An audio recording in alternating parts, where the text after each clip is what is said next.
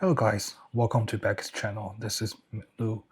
In this video, we will talk about how to use the Microsoft Word to design and print very simple label but doesn't need the barcode. So for example, the return address label, the brand logo label. The reason is that sometimes you may feel really hard or take you a lot of time when study to or learn to use a new printing software like Brother Pitouch, Diamond Connect, or Zebra Z Designer. But for Microsoft Word, you can just learn it very quickly. So let's take a look. When you open a new Microsoft document, the first thing you may want to do is set the whole design size exactly same as your label size. So click Layout and click Size. I'm currently using the Becky branded iLabel printer, so the size of my label 2x2 is already preset on it, but if there isn't any size you want, you can just click more paper sizes and customize that. And some of them may don't want to use the centimeter, so we can just manually to change the value to the inch, and let's see, 2x2. Okay, and let's click OK. However, when you press the OK, you will find an error message about margin. Basically, that's because the margin was set by previous size, so you want to adjust that.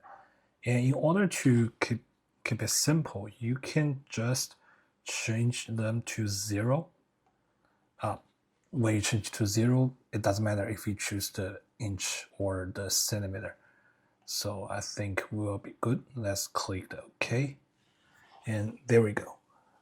And once we set up the correct design size or layout size that's same as the label you are currently using, now let's start to design our label. So for example, you can click Design, or you can click Insert the shapes you want, like this one, the rectangular one. But however, most of the direct thermal printers on the market probably can only print black on the white label, and same as our Becky iLabel printer. So of course the blue color cannot be printed.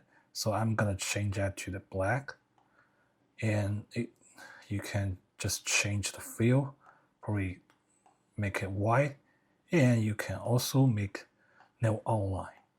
Okay, and you can also insert some text box on it, like draw a horizontal one. Let's see, to enter the information you want, such as like customer name and address, city, state, and zip code. There's another way is to use the text box already inside the format. There's a good reason to use the format like this is you can move or adjust the position of the box and the text as a whole. Let's try. Name, city, state, and I'm gonna change the font size, make it a little bit smaller so we can see all of them. And when you click this part, you see you can just move the whole format and the context as a whole.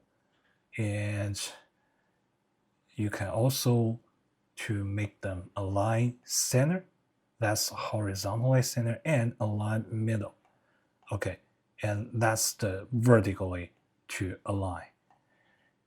And what if you already have the data that already saved on your existing file, and so you can just import them directly. So let's take a look. And before import data from the existing file, make sure you already have a file.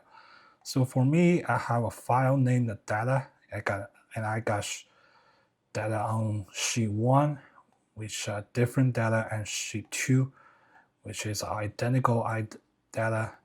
And for me, I want all my current orders to return to the same address. So I will just use the same data.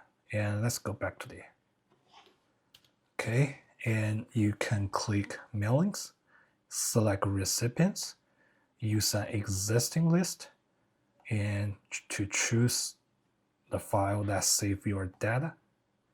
And remember, the data I want is on sheet 2, so I will just click the sheet 2 and leave the default sheet 1. And right now, it looks like nothing happened. But you can insert merge field, for example, the address, and I want the city, the state, and the zip code. And remember, the printer I'm currently using can only print black on white labels. So for me, I'm gonna change the color. Not right here, not right here. But where is that? It's right here.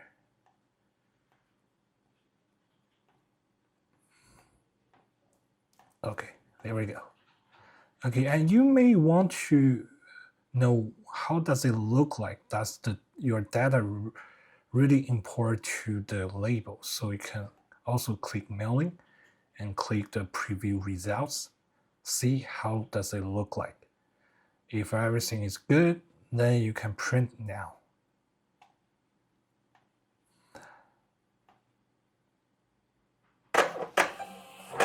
And there is one tip I want to share to you is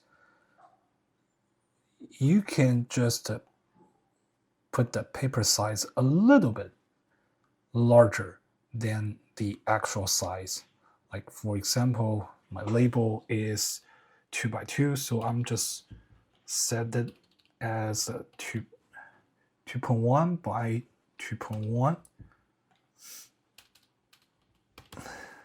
Okay, and click OK. And there's also margin problem again, so let's fix that. And to set all of them as 0. Okay, click OK, and there we go.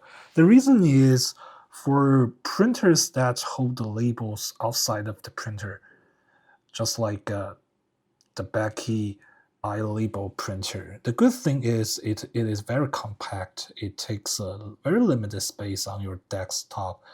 But the advantage is when the labels trying to get in the printer and stretch by the printer, there might some errors happens when you printing some small size labels like 2 by 2 or 1 by 1.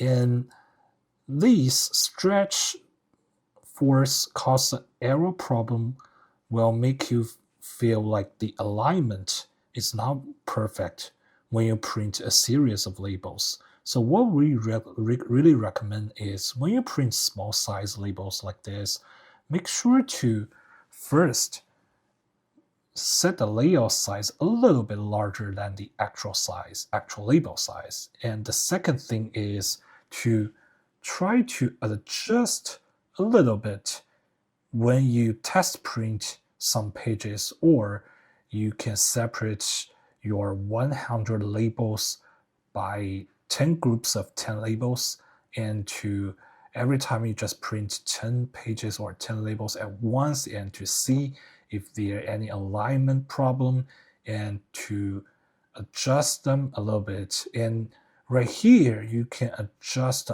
the bar or the format and the content as a whole. So that's why we shows that how to use their formats that already preset on the Microsoft Word. And that's all about today. And if you have any questions, leave a comment below or just email us. Thank you.